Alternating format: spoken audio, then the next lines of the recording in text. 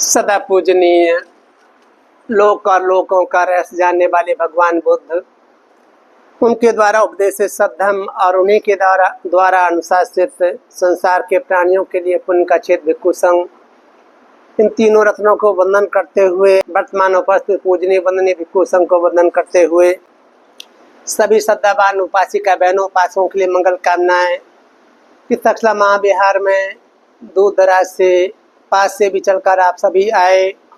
हमेशा की तरह अपने परिवारों की ओर से हर रविवार को जो दान पुण्य कुशलकर्म किया जाता है, उस कुशलकर्म को संपन्न करने के लिए बड़े मनोयोग से प्रसन्नतापूर्वक अनेक तरह का उत्तम से उत्तम भोजन बनाकर दे करके आए और भिक्षु संघ को अपने हाथों से परोस करके बड़ी श्रद्धा से दान दिया। यह दान पुण्य हम बार बार कहते रहे हैं, तथागत द्वारा, अरहंतों द्वारा, महाअरहंतों द्वारा, समक्ष बुद्धों द्वारा या प्रत्येक बुद्धों द्वारा प्रशंसित है, अनुमोदित है कि उपासक उपासिकाएं अपने कुलों में ऐसी परंपराएं कम बना पाते हैं जो उनके लिए बहुत अधिक लंबे समय तक सुख देने वाली हों, सुगति को ले जाने वाली हों या दुख से निकालने वाली हों। लेकिन यदा कदा परिवार ऐसे देखे जाते हैं जहां उनकी ऐसी परंपरा बना के रखी इन्होंने कि अपने परिवारों को रोज से नियमित रूप से नियत दिन अतिथि को अपने परिवार की ओर से दान पुण्य करते ही हैं, कुशलकर्म करते ही हैं, करना ही होता है। तो ऐसे ही आप लोग हैं, जैसा कि हमेशा कहते रहे, करण का परिवार बहुत लंबे समय से भिक्षु संघ को हर रविवार को भोजन दान देता है। तो करण के पुत्र गैरी अपने परिवार की ओर से जो भोजन है वो लेकर के आए। ऐसे ही धम्मदायता फाउंडेशन के लोग, चाहे नबी चौहान हो, जितेंद्र हो, विजय बोधी हो, नवीन हो या प्रवीण और परिवीन के साथ जुड़े, ये भी अपने ओर से बनाकर कुछ न कुछ लेकर के आए। जितेंद्र भी अपने परिवार को से बनाकर लेकर आए और इस तरह से गिरजा शंकर जी अपनी पत्नी के साथ परिवार को से लेकर के आए। दूर से चल कर के आए अनिल अपनी बहन अनीता बहन जी उनके साथ में, और अमरजीत भी और जो उपासक भी पीछे बैठे, मुन्ना का परिवार भी, कुछ न कुछ सभी लोग लेकर के आए, दान पुण्य कुशलकर्म किया। और परी का दान तो हमेशा ही सम्मिलित रहता ही रहता है। इनका कोई भी यहाँ खाना बनता तो इनकी गैस इनकी होने की वजह से राजेश भी इस तरह से लगे रहते हैं। राजकुमार ने जो जो प्रोग्राम यहाँ हुए सभी में बहुत परिश्रम पुरुषार्थ किया, मेहनत की, और मेहनत करके जितना इनसे बन पड़ता था रात दिन लग करके रुकना पड़ा, रुके भी, रात को जाना पड़ा तो 11-12 बजे के आसपास भी, 11 बजे के बाद भी गए, क्योंकि इनको माँ के साथ बहुत अधिक रहता है। वो होना ही चाहिए, हर पुत्र का माँ के साथ लगाव रहना चाहिए, पिता के साथ लगाव रहना चाहिए। इनको देख लेती हैं, इनके पास सो जाती है, उनको सुख मिलता है, उनकी दी हुई 1 रोटी 2 रोटी जो भी इनको बन पड़ता खा लेते हैं, तो उससे माँ को प्रसन्नता मिलती है। मेरी अम्मा कहा करती थी कि मघा नाम का नक्षत्र होता बरसात के दिनों में, जब उसमें बारिश होती तो पृथ्वी, कहते जब मघा न बरसे तो पृथ्वी अघाती नहीं, अर्थात तृप्त नहीं होती, ऐसा अम्मा कहती थी। मघा एक नक्षत्र होता बरसात के दिनों में, उसमें जब बारिश होती है तो पूरी पृथ्वी एकदम बिल्कुल पूरी गीली मतलब हो जाती, पूरी अच्छे से वो हो जाती है। इस तरह तथागत की जब तक माँ नहीं पड़ती तो पुत्र घाता नहीं, अर्थात तृप्त नहीं होता, ऐसा अम्मा मुझे कहती थी, क्योंकि मैं उनके साथ ही खाता था बैठ करके। तो उनका दिया हुआ कुछ भी अधिक सुखदायक लगता था, प्रिय लगता था। उनका दिया हुआ खा करके मन भर जाता था अच्छे से, प्रसन्नतापूर्वक हम, क्योंकि इकट्ठे मिलके खाना इस तरह से। तो माँ का प्यार होना ही चाहिए सबने सम्मिलित होकर के, बहुत अच्छा है। ऐसे दान पुण्य कुशलकर्म करने में आप लोग रत रहते हैं, लगे रहते हैं, अपने परिवारों को से परंपरा बना के रखी है। अभी गैरी को परोसते समय में कह रहा था, जब ये परोस रहे थे ना, आपने शुरू किया था, वो कितने लोग जुड़ते जुड़ते जुड़ते जुड़ते बढ़ते ही जा रहे हैं, संख्या बढ़ती जा रही है। उपासक उपासिकाएं दीदी करके मतलब ले लेके अपने खाना होता है कि जो लोग आते हैं उनको भी हो जाता है। तो इस तरह से आप सभी लोग अपने परिवारों को सुखी बनाने के लिए, समृद्धशाली बनाने के लिए, हम लोग बार बार कहते रहे हैं, जिसने बात को जान समझ लिया है कि परिवार को सुमार पर लगाना है, उनको बच्चों को मेहनती परिश्रमी पुरुषार्थी बनाना है, इनको सेवा सत्कार में लगाना है, इनको दान पुण्य करने की शिक्षा देनी है, प्रवृत्त करना है, इनको लगाना उस कार्य में, इसलिए खुद लगना पड़ता है, बच्चों को प्रेरित करना पड़ता है। कितने लोग मुझे ऐसा कहते हैं कि हम अकेले पूजा करते थे, आज पूरा परिवार पूजा करता है ना। और कई लोग ऐसे कहते हैं अकेले जहाँ कभी कभी कोई और कुछ सुनते थे, आज पूरे पूरे दिन सूत्र पाठ सुनते रहते लोग, है ना। ऐसे कितने परिवारों में देख ही देखा, चलते चलते जिनको सुख मिलने लगा, सुकून मिलने लगा, चलने लगे कदम कदम बढ़ते बढ़ते, तो अपने बलबूते अपने प्रसन्न प्रसाद करते ही लोग सुखी होने लगे। भगवान का रास्ता ही ऐसा है कि तुम्हें सुख चाहिए तो तुम्हें सुख वाले काम करने पड़ते हैं, तुम्हें ही प्रसन्न प्रसाद करना है। सम्यक समूह तो मार्ग बताने वाले हैं। तो जैसे सीधे लोग होते हैं, कुशल कर्म करने में लगे रहते हैं, दान पुण्य चाहे करना हो, चाहे सील का पान करना हो, अपने विकारों को, अपने उजलों को स्वयं परखते जांचते देखते हुए उनको दूर करते हैं, बुराइयों को, और आगे बढ़ते चले जाते हैं। ऐसे लोग ही सुख पाते हैं। जब जब आप ऐसे कुशल कर्म करते हो, प्रसन्नता से चित्त भरा रहता है। जब से करना शुरू करते हो तब से प्रसन्नता चित्त भरा रहता है। जब वो कार्य संपन्न हो जाता है तो दान दाता, उपासक उपासिका सभी अपने कार्यों को देख करके, अपने किए कार्यों की प्रशंसा सुन करके, अनुमोदन सुन करके उन्हें लगता है कि जो हमने कार्य संपन्न करना चाहा था वो हमारा संपन्न हो गया, और उसकी भिक्षु संघ भी प्रशंसा करता है, अनुमोदन करता है, समर्थन करता है, अप्रिशिएट करते, कहते हैं ना कि आपने बहुत उत्तम कर्म किया है, ये मनुष्य के करने के योग्य है। हम लोग बार बार कहते रहे हैं, मनुष्य के जीवन में रहते हुए ही अपने विकारों का अंत किया जा सकता है। मनुष्य के रूप में रहते हुए ही अपने विकारों के अंत की ओर बढ़ा जा सकता है। मनुष्य के रूप में रहते हुए ही अपने पुण्य कुशल कर्मों को संचय किया जा सकता है। मनुष्य के रूप में रहते हुए ही वो लक्ष्य प्राप्त किया जा सकता है जिसके लिए संसार में जो है ना सम्यक संबुद्ध उत्पन्न होते हैं, वो मार्ग खोजते, प्रसन्न प्रसाद करके दुख से निकलने का मार्ग बताते। अपने बलबूते मनुष्य के रूप में रहकर ही वो आसान होता है। चाहे भले कोई ब्रह्मलोक में जाकर के दुख से निकले, अग्निठगामी होकर भी कोई अनागामी होकर भी कोई दुख से निकले, तो भी आधार उसके लिए मनुष्य ही होता है, मनुष्य लोक ही होता है। यही प्रसन्न प्रसाद करना आसान होता है लोगों के लिए। तो आप लोग भी ऐसे प्रसन्न प्रसाद में लगे रहते हैं। और हम लोग बार बार ये भी कहते हैं, चाहे संगठनों के रूप में हो, चाहे परिवार के रूप में हो, सामाजिक कार्य करते हैं, धार्मिक मिलकर कार्य करते हैं, राजनीतिक कार्यों में भी भाग लेते रहते हो, तो जहाँ तक बन पड़े अपने क्रोध गुस्से को कम करते हुए, शांत करते हुए मैत्री भाव से ही रहो। जहाँ विघटन होता है, फूटन होती है, बिखराव होता है, वहाँ सुख समृद्धियाँ नहीं आया करती। सुख समृद्धियाँ धीरे धीरे दूर होने लग जाती हैं। मेल मिलाप ही अच्छा होता है, इसी में सुख बढ़ता है, इसी में समृद्धि बढ़ती है। मनुष्य के रूप में रहते हुए अनेक गलतियाँ होती हैं, अनेक तरह की चूकें होती रहती लोगों से। कुछ न कुछ मनुष्य होने के नाते परिपूर्ण जब तक नहीं हो जाते और अंत नहीं हो जाते, तब तक ये कमियां होने की गुंजाइश बनी ही रहती है। कितने ही सावधान रहो तो भी कुछ न कुछ होता है।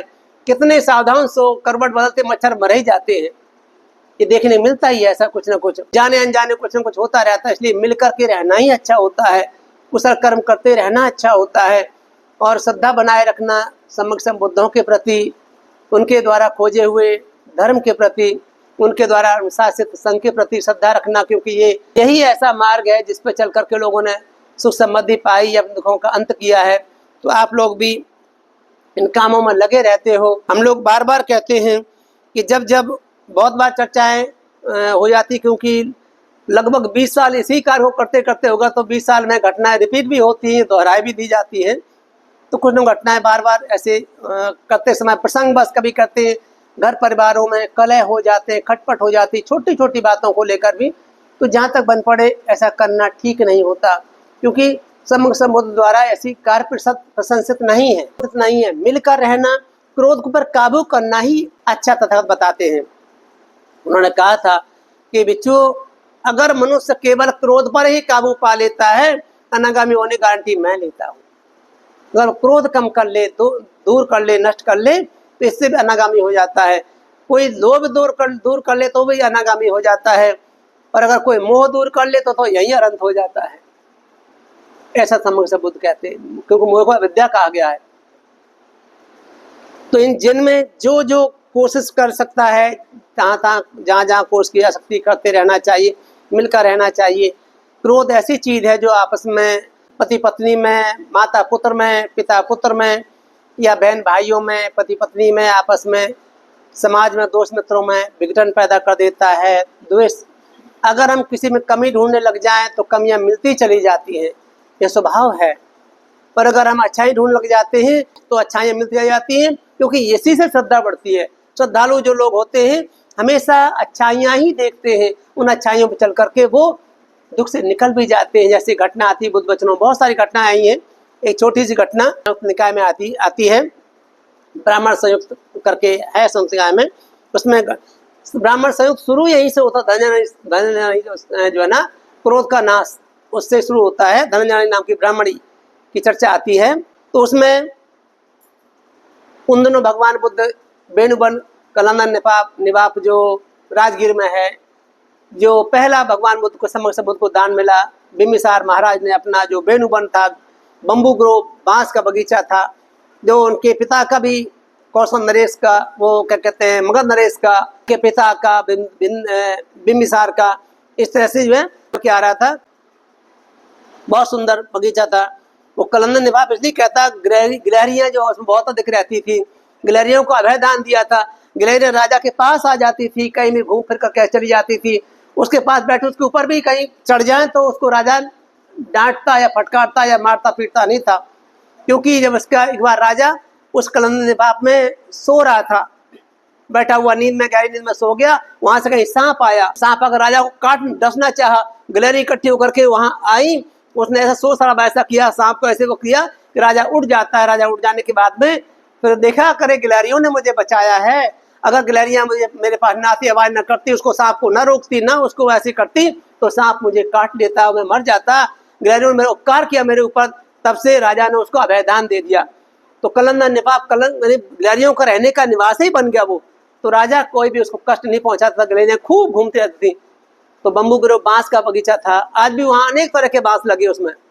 हो सकता है उस पीढ़ी के 26 साल का समय बहुत लंबा होता है, लेकिन फिर भी उन पीढ़ी के या कुछ और भी रहे हों, पर आज भी वहाँ बांस देखने को मिलते बहुत अच्छे अच्छे। तो ऐसा बम्बू ग्रोव में तथागत रहते थे।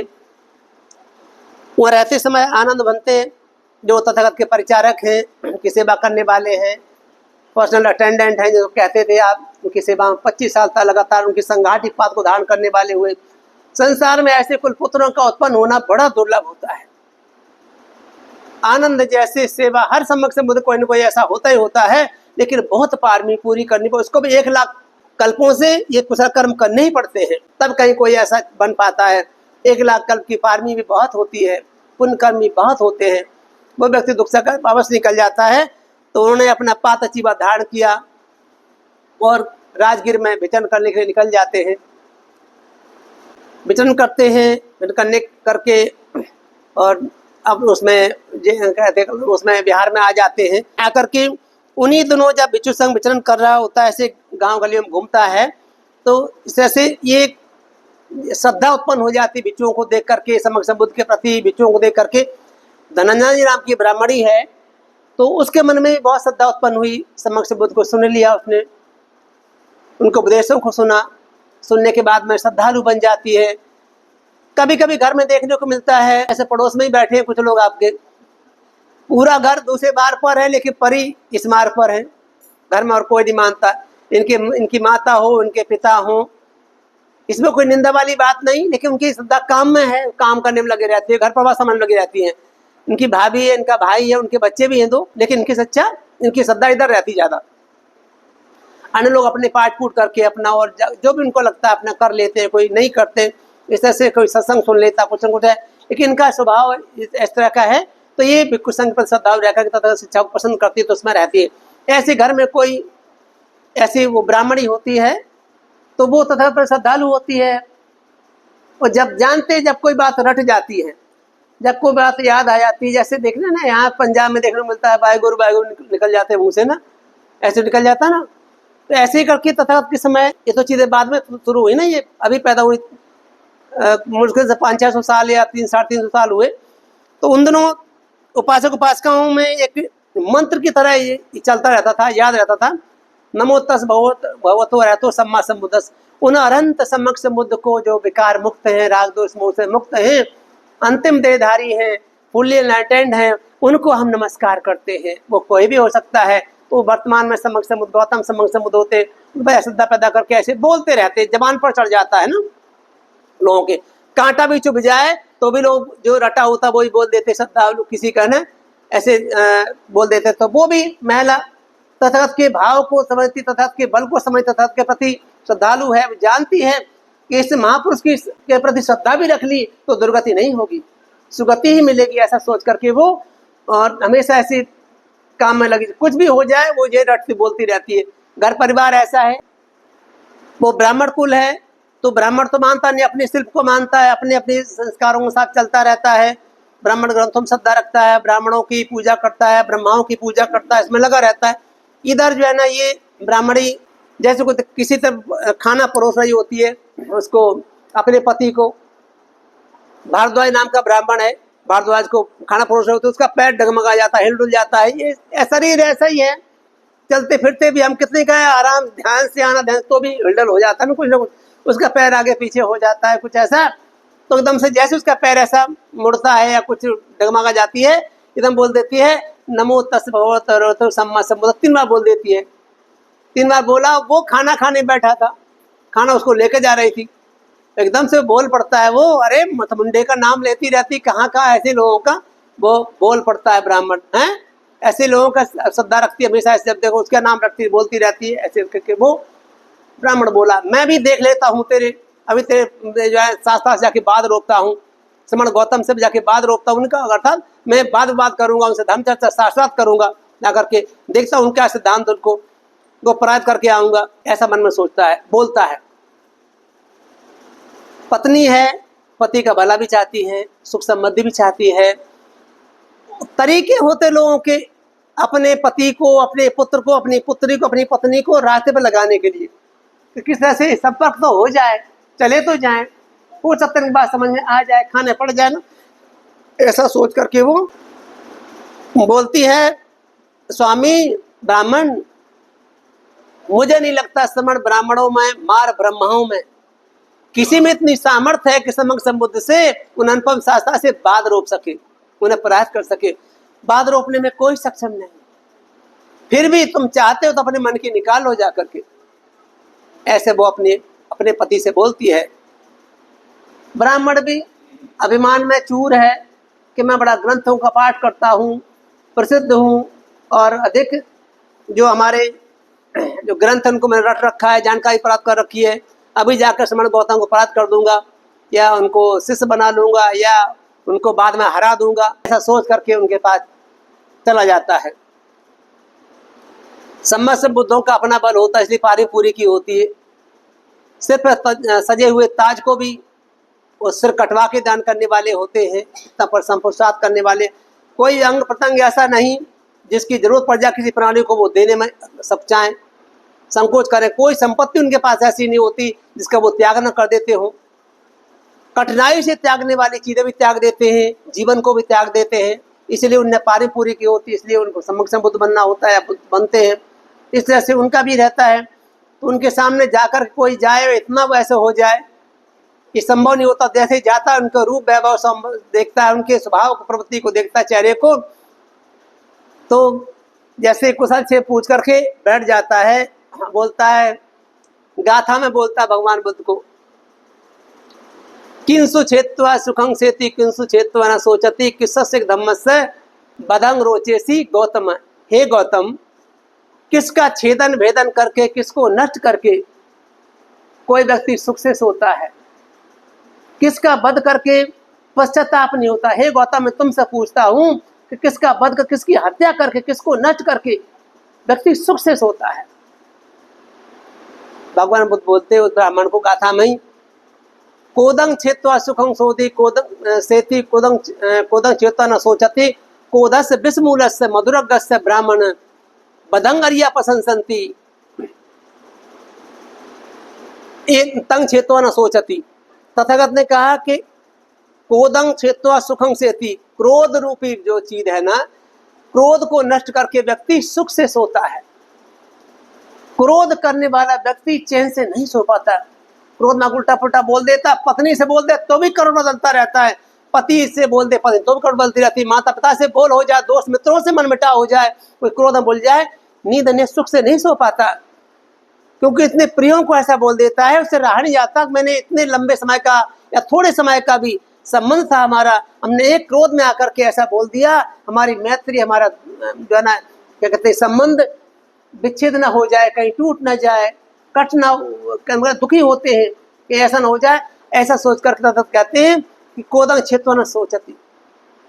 और क्रोध का व्यक्ति को शोक नहीं करना पड़ता, पश्चाताप नहीं करना पड़ता, क्रोध को नष्ट कर ले कोई। तथा कहते हैं क्रोधस्य विषमूलस्य मधुरगस्य ब्राह्मण। हे ब्राह्मण, पहले क्रोध तो बड़ा मधुर लगता, बड़ा अच्छा लगता है, जब किसी पर करते सामने वाले को दबा देते क्रोध गुस्सा करके, बड़ा अच्छा लगता है, लेकिन विषमूल है ये, अर्थात जहर जैसा होता है, नष्ट कर देता है व्यक्ति को, दुर्गत में दुख में ले जाता है। बदंगरिया प्रशंसन्ति, इसका बध करके आर्य लोग जो दुख से निकल चुके होते हैं, जो श्रेष्ठ लोग होते हैं, जिन्होंने अंतिम लक्ष्य को प्राप्त कर लिया होता है, ऐसे बदंगरिया प्रशंसन्ति तंग छित्त्वा न शोचति, उसको छेदन करके, उसको नष्ट करके, खत्म करके, उसका वध करके किसी को शोक नहीं करना पड़ता।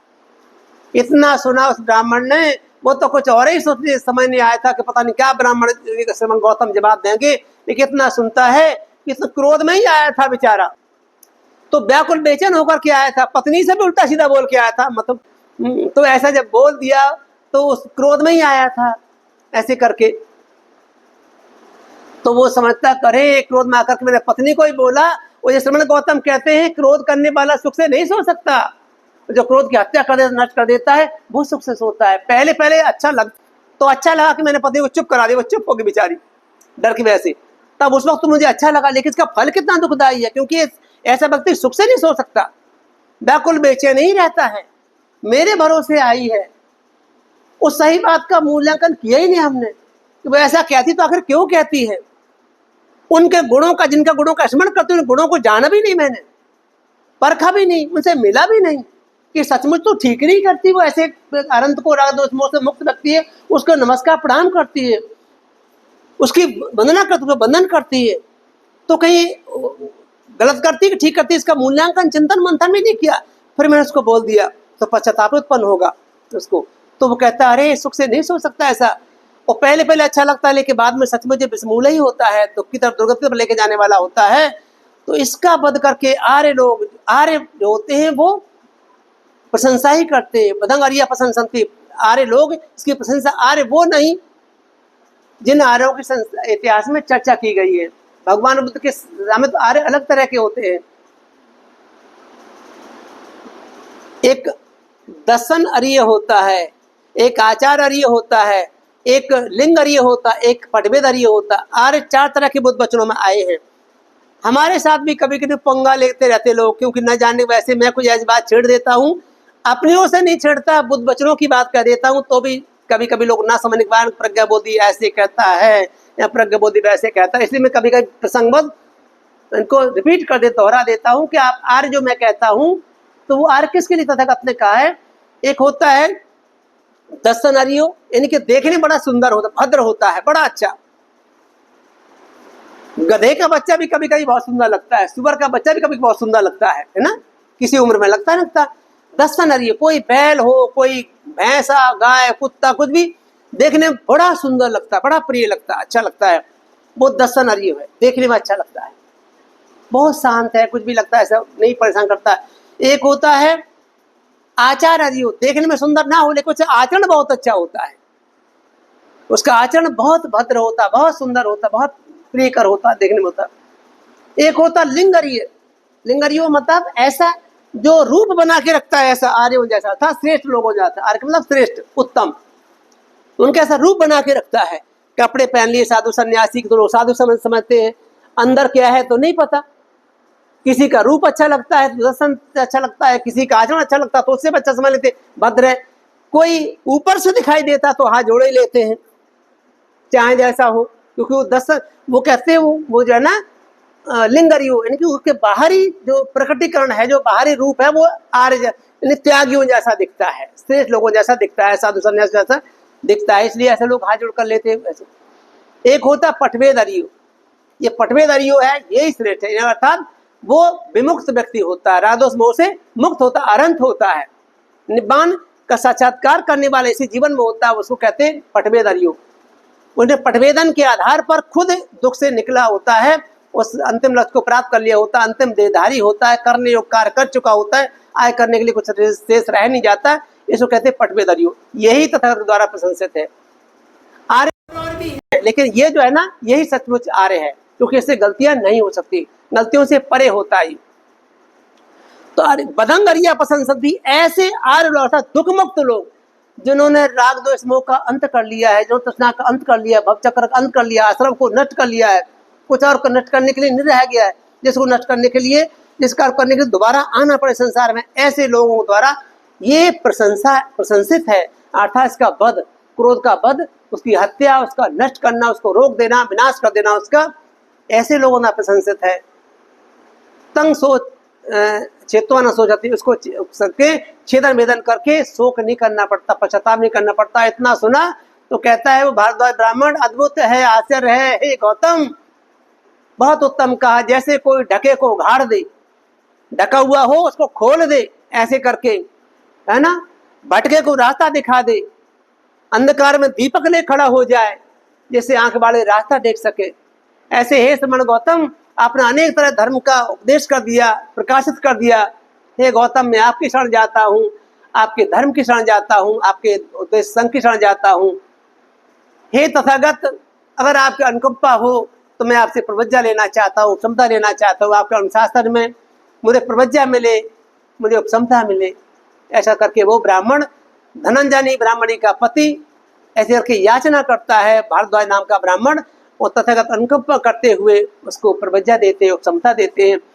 कुछ देखो जानता है वो कि मैंने क्रोध करके ब्राह्मणी कर्मकांडों में उलझ करके अपना कितना अभिमान मैंने पैदा किया, कितनों को अपमानित किया, वो दुख ही भोगा, कष्ट ही भोगा। लेकिन ये अनुपम शास्त्र ऐसा कहते हैं, इसको नष्ट करके कोई व्यक्ति सुख से सो सकता है। मैं भी सुख से ही सोना चाहता हूँ, मुझे दुख दुर्गति का सामना ना करना पड़े। सुख से सोने का मतलब ये है कि हमेशा हमेशा के लिए व्यक्ति मुक्त हो जाए, नहीं तो संसार में दुख उत्पन्न होते ही रहते हैं। जन्म लेंगे तो बुढ़ापा भी आएगा, रोग भी उत्पन्न होंगे, मरण भी होगा, प्रिय मिलेंगे, प्रिय बिछड़ भी जाएंगे, अनेक तरह के दुख उत्पन्न होते ही रहते हैं। हमेशा हमेशा के लिए छुटकारा मिल जाए, ऐसा अनुपम शास्त्र कह रहे हैं, तो मैं इसको ही नष्ट करूंगा। घर में रहकर इसको नष्ट करना बड़ा कठिन है, बड़ा दुर्लभ है, बड़ा मुश्किल कार्य है। ऐसा वो चिंतन मंथन करता है, याचना करते प्रवृत्त हो जाता है और क्षमता प्राप्त करके। क्योंकि ऐसा व्यक्ति जैसे कोई तपा तपाया होता है, उसको शीतल जल मिल जाए, ठंडी पेड़ की किसी की छाया मिल जाए, कितना सुख सुकून महसूस करता है ना। हम बार बार कहते हैं जंगल में भटक जाए, भयंकर जंगलों में भटक जाए, उसको जंगल से निकल करके बाहर सुखमय स्थान मिल जाए, निर्भय स्थान मिल जाए, रोग से ग्रस्त व्यक्ति रोग से मुक्त हो जाए किसी औषधि का उपयोग करके, तो कैसा लगता। कर्जदार व्यक्ति कर से मुक्त होकर के अपने परिवार भरण पोषण भर का भी संचय कर ले, उसमें से कुछ कर्म करने का भी धन इकट्ठा कर ले, तो उसको कितना सुख मिलता होगा, कैसी अवस्था उसकी रहती होगी। इसी तरह से वो सोचता है कि मुझे सुख चाहिए, समृद्धि चाहिए, दुख से निकलना है, तो मुझे घर छोड़ करके काम करना ही चाहिए। तो वह घर छोड़ करके प्रवृत्ति लेकर के लगन से इतनी कठिनाई परिश्रम पुरुषार्थ से मेहनत करता लग जाता है, कुछ दिनों में अनंत हो जाता, रातों से मुक्त हो जाता है। जान लेता अपने परिश्रम पुरुषार्थ से जो करना था सो कर लिया, कुछ करने के लिए और रह नहीं गया जिसको करने के लिए वो जन्म लेना पड़े, ऐसे मुक्त हो जाता हमेशा हमेशा के लिए। तो अरंतों में से जो भारद्वाज नाम का ब्राह्मण है, धनंजय का पति, वो अरंतों में से एक हुआ। तो ये कहना चाहते थे कि ऐसे ही संसार में, समाज में, परिवारों में रहते हुए ये कुछ न कुछ घटना ऐसी घटती रहती है। जहाँ तक बन पड़े संयम करना, सहन शक्ति रखना आपके अपने हित कल्याण के लिए, सुख समृद्धि के लिए है। मन में उत्पन्न हो भी जाता है, लेकिन प्रकट नहीं करते तो भी कुछ न कुछ भला हो ही जाता है। प्रकट करने से संबंध विच्छेद हो सकते हैं, हो जाते हैं, कटुता पैदा हो जाती है, उत्पन्न होता है। जब तक हम क्रोध को नष्ट नहीं कर पा, अनंत नहीं हो जाते, नगामी तक वहां तक नहीं पहुंच जाते, तब तक ये पीछे लगा ही रहता है। लेकिन फिर भी प्रयत्न नहीं करना तथागत द्वारा प्रशंसित है।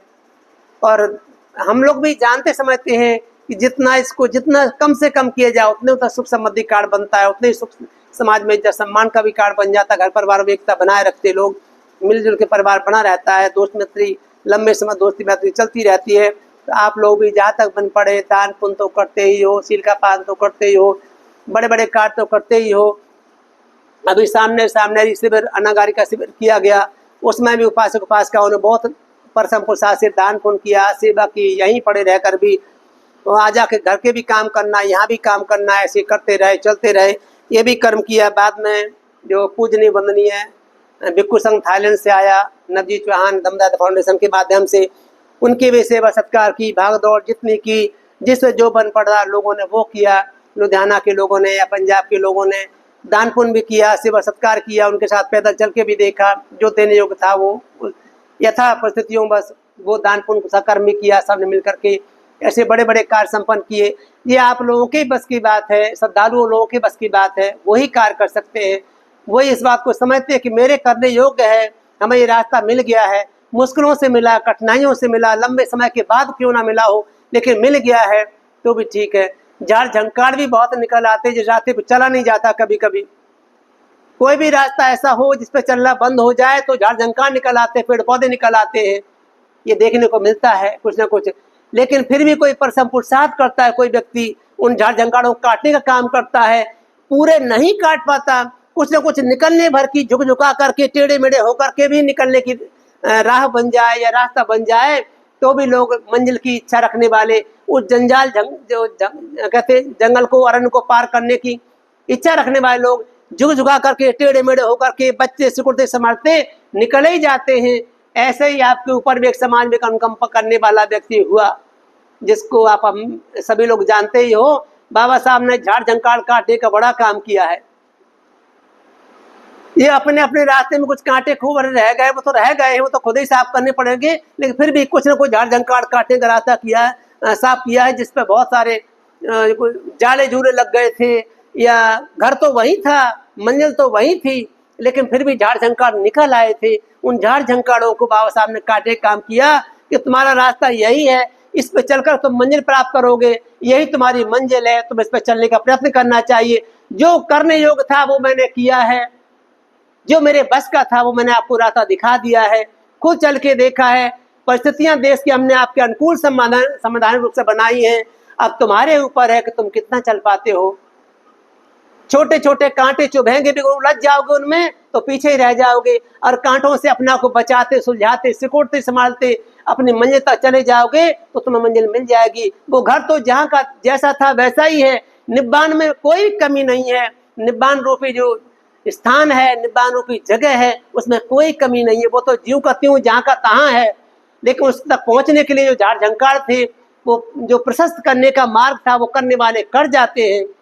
तो बाबा साहब ने जितना कर पाया उतना कर दिया, मार्ग दिखा दिया है, रास्ता दिखा दिया है। आंख वाले जैसे दीपक लेकर खड़ा हो जाए कोई रास्ते में, ऐसे वो खड़े हो गए रास्ते में, आंख वाले ही देख सकते, इनकी आंख नहीं है, अर्थात प्रज्ञा चक्षु, मनस चक्षु, दिव्य चक्षु, पඤ्ඤा चक्षु न तरो। ये मन मांस का भी मांस की भी आंख होती है ना, और जो है ना कहते वो दिव्य चक्षु भी होता है, देखिए प्रज्ञा चक्षु भी होता है। भगवान बुद्ध द्वारा छोटी छोटी बातों की भगवान ने बहुत अच्छे से व्याख्या की है। अगर आंख है तो कितने तरह की आंख होती है, आर है तो कितने, ऐसे बहुत सारी घटनाएं हैं बुद्ध वचनों में। तथागत ने समझाया, इससे उलझ ना जाए कोई व्यक्ति, फंस ना जाए, ठीक से समझता चला जाए। तो कहते हैं मन चक्षु, दिव्य चक्षु, पඤ्ඤा चक्षु न तरो। एतान तीन चक्षु नखा, तो तथागत ने इन तीन चक्षुओं की बात की है। लेकिन जब प्रज्ञा चक्षु जागता है ना, खुलता है ना, सारे अंधकार दूर हो जाते हैं। मांस का चक्षु तो उत्पन्न होने पर चला आता है, दिव्य चक्षु होता है, ध्यान साधना उत्पन्न होता है, लेकिन जब प्रज्ञा चक्षु उत्पन्न होता है तो सारे जंजाल को काट देता है, सारे अंधकार को नष्ट कर देता है। ये चक्षु उत्पन्न हो जाए तो आंख वाले तथागत, जब बाबा साहब तथागत के मार्ग को लेकर, दीपक को लेकर के, बुद्ध रूपी दीपक को लेकर खड़े हो गए रास्ते में, यही तुम्हें रोशनी देने वाला है। जो प्रज्ञावान है, जो समझते हैं, समझ सकते हैं, दीपक का सहारा लेकर के, उस प्रकार रोशनी का सहारा लेकर के अपनी मंजिल तक पहुंच जाएंगे और दुख से निकल जाएंगे, अपनी मंजिल में जहाँ उनको जाना चाहिए पहुंच सकते हैं। तो जो उनके करने योग्य था, कभी कभी लोग ऐसे कहते बाबा साहब थोड़े और रह जाते तो ये काम भी वो काम भी कर जाते। इतना आलसी समाज है कि सब कुछ उनसे ही करवाना चाहता है ना, सब कुछ वही कर जाए, हमें कुछ ना करना पड़े, अपने करने वाले कार्य तो तुम्हें को करने पड़ेंगे। रास्ता दिखा के चले गए, आप चल सकते हो, आपको चलना चाहिए। और अगर तुम नहीं चलोगे तो तुम्हारी पीढ़ियों के लिए फिर से रास्ता झाड़ झंकार निकल आएंगे, फिर से संकट पैदा हो जाएगा, फिर जाले लग जाएंगे, तो दिखेगा नहीं कि मंजिल किधर है, कहाँ जाना चाहिए।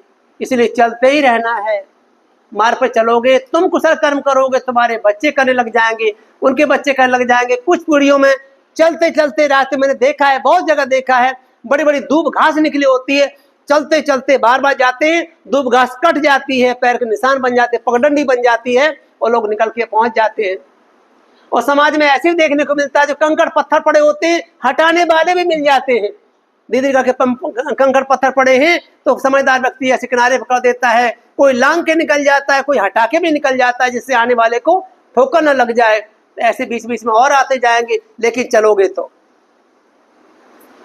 लंबे समय तक उम्मीद नहीं की जा सकती कोई ऐसा व्यक्ति पैदा हो जाएगा तुम्हारे झाझंकार को काट देगा, दूर कर देगा। इसलिए जो अभी पैदा हुआ उसका बताया साफ किया रास्ता समझ में आ जाए तो अच्छा है।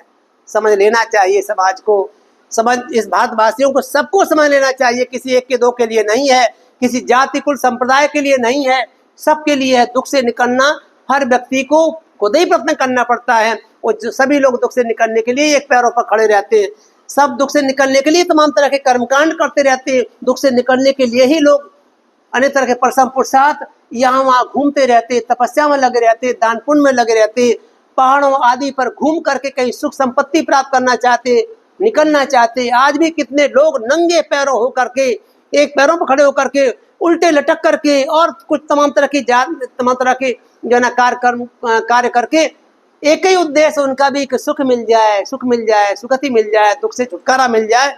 समझ में नहीं आता तो कैसे मिलता है? जिसकी समझ में आ जाएगा वो समझ में आता। प्रज्ञा चक्षु जिसके पास होंगे, जो समझता होगा समझ जाएगा कि दुख का अंत करना है तो हमें करना, क्योंकि दुख हमने पैदा किया है। बताने वाले बता जाते तो रास्ता बना दिया है, रास्ता बना हुआ था, चल करके उस पर कई बार चल करके उनने खूब घूम घूम करके देखा। 21 साल तक घूम घूम कर रास्ते को खूब मांझ दिया, साफ कर दिया। माड़ी मोटी घास रह भी गई है, वो तुम चलोगे तो वो भी घास कट जाएगी, वो झाड़ झंकार दूर हो जाएंगे, कंकड़ पत्थर दूर हो जाएंगे, लेकिन तुम्हें चलना पड़ेगा। यही उम्मीद करते हैं कि उपासक उपासिका कुशल कर्म करेंगे, उनके बच्चे कुशल कर्म करेंगे, उनके बच्चे कुशल कर्म करेंगे, सुमार्ग पे चलेंगे, सन्मार्ग पे चलेंगे। उन अनुपम शास्त्रा का परसम पुरुषार्थ है, उनके द्वारा खोजा हुआ मार्ग है जिस पे चल करके दुखों का अंत किया जा सकता है। आप लोग भी दुख का अंत करना चाहते हो, छुटकारा पाना चाहते हो, आप चलोगे। ये चलने का यही मार्ग है जो आप लोग आकर के तक्षशिला महाविहार में पूजनीय वंदनीय भिक्षु संघ को, चाहे 1 हो, चाहे 10 हो, चाहे 50 हो, जितने भी हो, आप लोग मिलकर के दान पुण्य हमेशा ही करते रहते हो। और इसीलिए दान पुण्य करते हो, शील का पान करते हो। तो मैं चाहता हूँ कि आप लोग में जो थोड़ी बहुत कोई कमियां रह भी जाए अगर वो, तो उनको भी दूर करने का प्रयास करें। क्रोध आदि है, लोभ को दूर करने में लगे रहते हो दान पुण्य करके कि चलो त्याग करोगे दान पुण्य से, क्रोध दूर हो जाता है, लेकिन धीरे धीरे वो लोभ दूर हो जाता है। मैत्री भाव रखोगे, आपसी संबंधों को बनाए रखने के लिए क्षमाशीलता रखोगे, यूं ही छोटी छोटी बातों को लेकर के विवाद पैदा नहीं करोगे, शक संदेह पैदा नहीं करोगे। जब तक प्रत्यक्ष समझ में ना आ जाए, कभी कभी देखा हुआ भी देख लिया जाता आंखों से तो भी सच नहीं होता, सुना हुआ तो अलग ही बात है। कितनी घटनाएं ऐसी देखने को मिलती है कि कभी देखा हुआ भी गड़बड़ हो जाता है। आज आप लोगों ने मिलकर के पूजनीय वंदनीय भिक्षु संघ को भोजन दान दिया है। हमेशा की तरह अनेक तरह से दान पुण्य कुशल कर्म, सुबह भी वृंदावन का परिवार आके दान करता है और लोग भी दान पुण्य करते रहते हैं। आज आप लोगों ने भी हमेशा की तरह दान पुण्य कुशल कर्म किया है। सभी, चाहे जलंधर से आए हों, चाहे लुधियाना से, आसपास से, यहाँ जो भी आए, सभी उपासक उपासिका फ्लोर से भी आए हैं जिनको इस तरह से राजकुमार के साथ है ना, तो इस सभी के लिए मंगल कामना है कि बुद्धम संकेत से आप सभी सुखी स्वस्थ रहें, दीर्घायु हो, हर तरह की विघ्न बाधाएं आपकी इस पुण्य कुशल कर्म के तेज से दूर हों और सुगति के लायक बनते हुए सदगति प्राप्त करते हुए आप, आपके आत्मीय बंधु और बिहार आदि में रहने वाले जो भी जीव सत्व अच्छे कार्यों को देख करके, दान पुण्य देख करके, या अनुमोदन सुन करके, या दान आदि की प्रशंसा सुन करके, या दान कर्म में भाग ले करके जो अधिक मुदित होते हैं, सुख संचय करने का प्रयास करते हैं, वो भी पुण्य संचय करें। आत्मीय बंधुओं के साथ साथ वो भी इसका अनुमोदन करके दुख से निकल जाएं। और धर्म कर्म करने वाले, दान पुण्य आदि करने वाले, शील का पालन करने वाले प्राणियों की सत्वों की रक्षा करते हुए खुद भी पुण्य संचय करें, इनके कुशल कर्मों में सहयोगी बन जाएं। इन्हीं कामना भावनाओं के साथ सभी लोगों के लिए फिर से मंगल कामना कि बुद्धम संकेत से सभी सुखी रहे। भवतु सब मंगलं रक्षन्तु सब देवता सब बुद्धानु सब धम्मानु सब संघानुभावेन सदा सुखी भवन्तु ते सुखी हो, सुखी हो।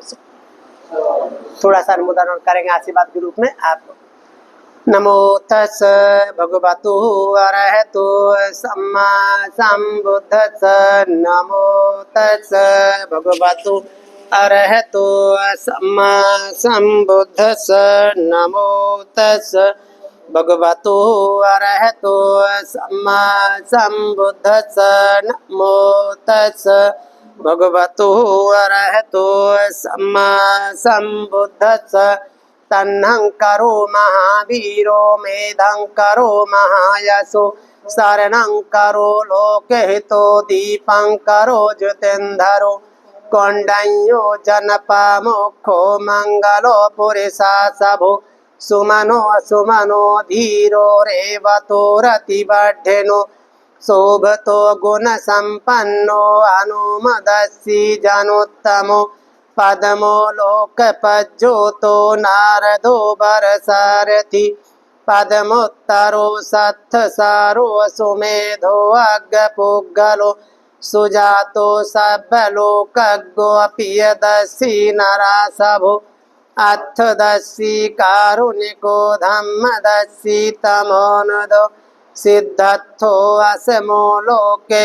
तिस्सो वरद संवरो पुस्सो वरद संबुद्धो विपस्सी च जनुपमो सिखी सब्बहितो सत्थावे सबो सुखदायको ककुसंधो सत्थबाहु कोणागमनोरनंजहु कश्यपो सिरि संपन्नो गौतमो शक्युपुंगवो तेषां सच्चेन शीलेन खन्ति मेत्तबलेन च तेऽपि त्वं अनुरक्षन्तु आरोग्येन सुखेन च दुःखपत्त च निर्दुःखभयपत्त च निर्भया सुखपत्त च निःशोका हुन्तु सभ्ये पिपानिनो एतावत् च तुम्हे संभतं पुण्यसम्पदं सभ्ये देवा नुमोदन्तु सर्वसम्पत्तिसिद्धिया दानं ददन्तु श्रद्धा शीलं रक्षन्तु सर्वदा भावनाभिरता हुन्तु गच्छन्तु देवता गता सभ्ये बुद्धा बलवत्ता पच्चेकानं च यं वरं अर्हन्ति गते जेन रक्षं वन्दामि सर्वसो आकाशट्ठ च ब्रह्मट्ठ देव महीधिका पुण्यं तं अनुमोदित्वा चिरं रक्षन्तु बुद्धशासनं चिरं रक्षन्तु धम्मदेशनं चिरं रक्षन्तु त्वं परन्ति सभ्भीतियो विभजन्तु सर्वरोगो विनश्यतु माते भवत्वन्तरायु सुखे दीर्घायुको भव अभिवादनशीलस्य